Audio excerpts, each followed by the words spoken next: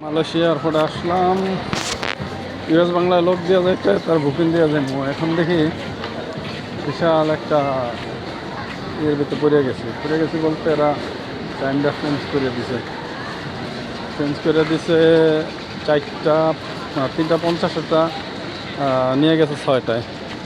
হ্যাঁ 6টায় নিয়ে গেছে, তবে বুকিংটা একটু তাড়াতাড়ি দেওয়ার চেষ্টা করতেছে, আর বুকিংটা দিয়ে দিব শীঘ্রই। বুকিং অলরেডি খুলিয়া ফেলাইছে, কারণ হয়তো বা আরও এদের এই জায়গায় বুকিং হইব, এই জন্য এটা ক্লিয়ার করতেছে তাড়াতাড়ি। কারণ এই জন্য মানুষও আইসে, সকালে আইসা অপেক্ষা করতেছে। এই যে মানুষগুলো দেখা যাইতেছে, এই যে দেখেন বুকিং চলতেছে। ওই যে আমার লোক ওই যে বুকিংয়ে আছে, বুকিংয়ে গেছে, ওই যে মোহাম্মদ ইনশাল্লাহ। যে সেটা দেখেন কত মানুষ যে দেখা যাইতেছে বাংলা। আরও অনেক মানুষ আছে, বড় বিমান তো,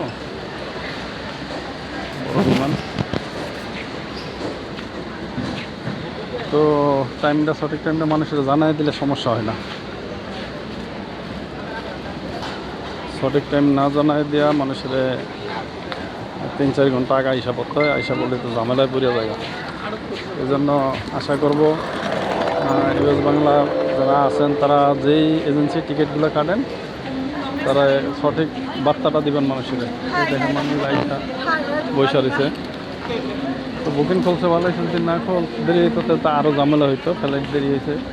দেখেন সব এটি ইউএস বাংলার, এই যে দেখেন এই সাইডে সব ইউএস বাংলার লোক।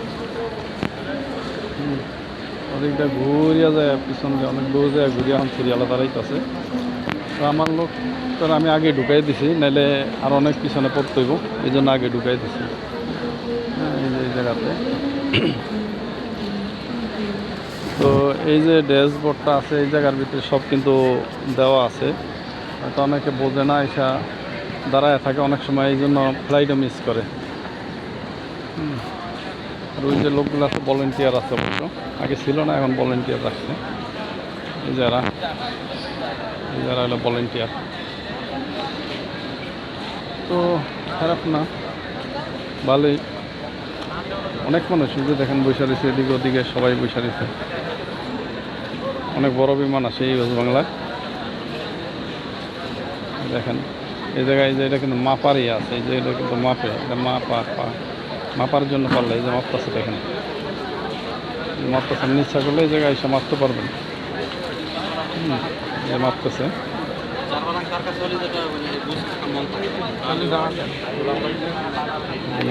মাপতে টাকা লাগে না, মাপে নিতে পারেন। মাল বেশি লাগে চেক করিয়া মাপে নিতে পারেন। তো ইউএস বাংলা আসলে সবাই একটা পরামর্শ দিই, হাতের দায় 7 কেজি নেবেন, যদি আপনার বেশি থাকে তাহলে আরেকটা ব্যাগ নেবেন, আরেকটা ব্যাগ নিয়ে একটু এক সাইডে রাখবেন। কারণ এলে আপনার যদি একটার ভিতরে 10-12 কেজি ভরেন, তাহলে দেখা গেছে একসময় মাপ দিয়ে বইলে বিপদে পড়ে যাবেন, তখন কিন্তু বায়ার করতে হবে, অর্থাৎ টাকা দিতে হবে। তার সাথে ওই পথটা অবলম্বন করবেন, তখন দেখা গেছে আপনি হয়তো 4-5 কেজি মাল বেশি নিতে পারবেন। আরেকটা ব্যাগে রাখলে এক সাইডে রেখে দেবেন।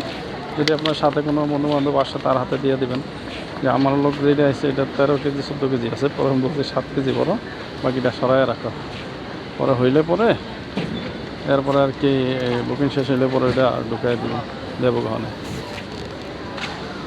অবস্থা তো ভালো থাকবেন সবাই, ভিডিওটা বেশি বেশি শেয়ার করবেন। এই যে বুকিং চলতেছে দেখেন, ইউএস বাংলা BS0316, দেখেন। ভালো থাকবেন, আল্লাহ হাফিজ।